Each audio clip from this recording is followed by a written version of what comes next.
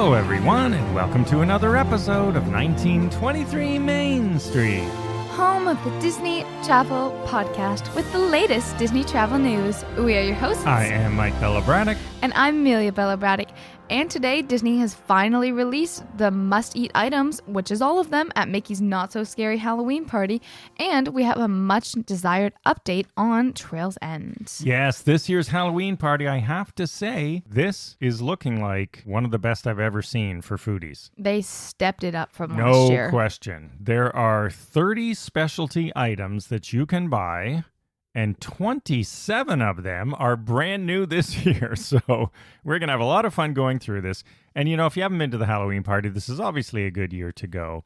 Last year was an off year. You know, we were just talking with a friend of ours last night, a big Disney fan and friend of ours, Cassandra. Shout out to Cassandra, who listens to the show every week. And we had a particularly bad year at the Halloween party last year with disorganized cast members and rude cast members. You know, that's pretty rare generally for us. And last night we were talking with Cassandra about this foodie guide, in fact, and she's regaled us with a tale of her experience last year, also at the Halloween party, completely different night and everything, almost the exact same issues. It was very strange, and it was a unique experience because we go every year. So we're hoping this year is, back to normal. The foodie list looks great, so let us dive in, as always, with our top picks. And the whole list is in our show notes and on the blog post accompanying this at 1923mainstreet.com. So let's go through our top picks at this year's Halloween party. So, starting off right here at Anti-Gravity's Galactic Goodies. This is available August 11th through November 1st, and it is available all the time. Some of these are party exclusives, but most of them are party exclusives. Most of them are, that's true. So, in fact, we're only going to note if it's not. So this one is not a party exclusive, and this is the Apple Fritter Milkshake. So this is a salted caramel milkshake, which is topped with green apple whipped cream and an apple fritter, and this is non-alcoholic.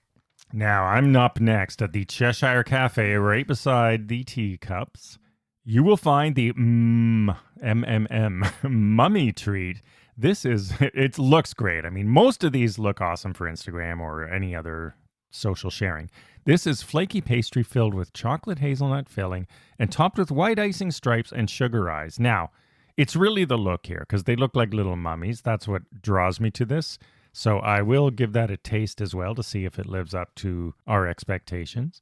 Over at Cosmic Rays, right next door, I have two picks here. Do you have any? Not at this location, but I do support your pick. Oh, so we share this top pick right here. Yes, so this is the Terrifying Twice Spiced Chicken Sandwich, which is a spicy fried chicken breast dipped in hot honey, and it is topped with pepper jack cheese, jalapeno poppers, and bacon. Now, this is crazy. I don't normally like these stacked type burgers that look too big to eat. Maybe we can split this one. I was going to say, you get it, I'll eat it. There's a lot of stuff to be consumed here. I don't know if I can eat it all, so we're going to be sampling and splitting. But yeah, this is lots of spice for me, so I like that. Probably not too spicy. And also at Cosmic Rays, there are these zombie fingers. This one kids might like. It looks very photo worthy as well.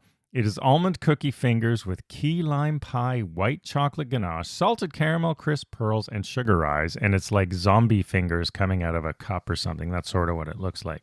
So next up, this is a top pick for me at the Golden Oak Outpost. This is the loaded sweet potato fries. So these are sweet potato fries that are tossed in cinnamon sugar, and they're topped with marshmallow cream, butterscotch chips, and toffee pieces. And sign me up. I really want to eat. Yeah, and Golden Oak, if you don't know, is located way at the back of the park, sort of next to where Splash Mountain was in Pecos Bills. Hopefully it won't have a long It's usually line. Not as crowded because of where it is. Yes, next up, this one is also mine. I have highlighted both of the things that the Main Street Bakery has offered because they're delicious, but the cinnamon bun is returning from last year. Delicious, give that a try. But new this year, they have a mini shaped pumpkin cheesecake, and this is pumpkin cheesecake with pumpkin coffee mousse topped with a white chocolate candy corn bow. Wow, that sounds like a sweet and it explosion. Looks really nice. They've posted photos. This one looks really nice, so I want to see if it tastes up to par.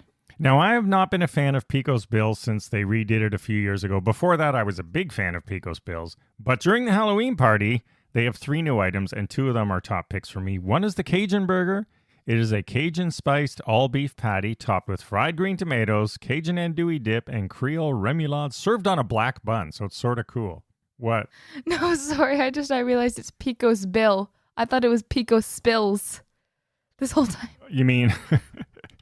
No, it's Pico's Bill. Never seen it in writing before. All right. And also, they have what they're calling the bucket of bones. It is bone-in piggy wings. I don't know what piggy wings are. I guess they're not chicken wings. They're some sort of pig or some sort of pork you'll love thing. this. Fried with fresh jalapenos and tossed in Coca-Cola cherry barbecue sauce. Now you know why I must try this. Is that available for sale? I do like cherry Coke, so we'll try that. Coca-Cola barbecue sauce, do they sell that? They might. Can I buy it somewhere? We'll check the store next door. Or maybe it is for sale. We'll have to look around. Yes. Well, this next pick is mine. This is at the Plaza Ice Cream Parlor. Classic location on Main Street. Yes, and new this year, they have an apple fritter sundae, which is apple fritters topped with a choice of ice cream, whipped cream, and sprinkles. Looks very nice. Very much giving me fall vibes. So That's I look pretty forward good. You get to pick your ice cream. Yeah. So there you go. Now, over at Storybook Treats, I wasn't sure, but I'm going to give it a try because, it's Dole Whip based. So this is the Hades cone. It is Dole Whip mango and habanero soft serve topped with blue raspberry shell and chili lime seasoning. So spicy soft serve. I have to give it a try. It is one of my top picks. Storybook Treats, the Hades cone. And the final thing we want to mention, this one I feel like could go either way, but I'm going to give it a try. We have the Not So Poison Apple Churro. So this is a churro rolled in green apple sugar, and it is topped with Snickers bar pieces and drizzled with caramel sauce. So wait a minute. You told me you were not... Now, you love churros, but you told me this one didn't appeal to you, but now it does? What's going on? Well, I feel like it could go either way. And same thing with the Anti-Gravity's milkshake is that when they say rolled in green apple sugar, it could either... Sour sugar I'm getting. Right now my cheeks are puckering. It could be sour sugar, but there's two different kinds. There's like the really good, lightly sour, sweet, good actual green apple. And then there's the sickening taste that Jolly Ranchers have, which gives me a headache.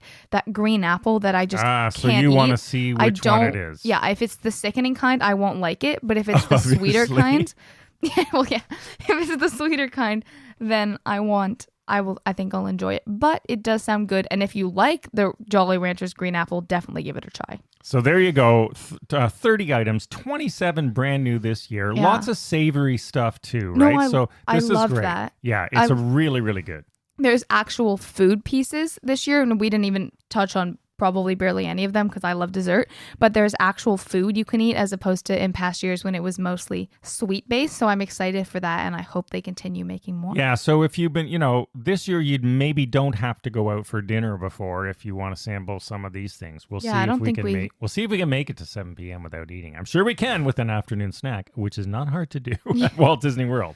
Oh no, where will we find food at Walt Disney World? Well, speaking of where we find food, Trails End and Crockett's Tavern are now reopened at Fort Wilderness, and we're pleased to say the result looks pretty darn good. Yeah. People were really worried about this, understandably. Including me. Yeah, a classic that was closing, but I would say, in my opinion, they have done a great job with turning this into a quick service marketplace and also making the Crockett's more like a sort of bar like a Fort Wilderness version of Enchanted Rose and stuff like that. So let's dive right in. It now includes, and I love this, an onstage pizza station. Now, if you are a longtime Fort Wilderness person, you will remember way back in the beginning when you could make your own pizzas there. We loved that night. You would go in and there was basically an empty pie and you could choose all your toppings and they put it on a little conveyor belt oven and you picked out your personal made pizza at the end. So I like that they're bringing sort of pizzas back and they've got some new ones and also old classics. Yeah, that sounds quite good. Now there's also a hot grab and go section, and this features things like pecan smoked whole chicken or brisket. Or is it pecan? I say pecan, you say pecan. I say pecan when I'm thinking about it. And a rack of pork ribs. And of course, there is the iconic fried chicken that's still on the menu. And then you can get sides by the pound, things like mac and cheese, They have plant-based cowboy beans as well as mashed potatoes. Yeah, so they have kept some classics that were available in the restaurant and that are just classics, like the fried chicken. You can get it at Hoop-de-Doo. We love it. No, I mean, of course, there's things like cheeseburgers, veggie burgers, chicken nuggets, french fries, things like that. They know their audience. Yeah, and they have, to go with that, another classic, their cornbread, which you love. Of course, I love coleslaw, mash, and gravy. And you can even get a half slab of barbecued ribs with 2 pieces of fried chicken, and rounding it all out, hand-scooped ice cream and specialty coffees like the Wilderness Latte with chocolate and hazelnut. See, I want to give some of these things a try because it is a quick service restaurant, but they sound quite good.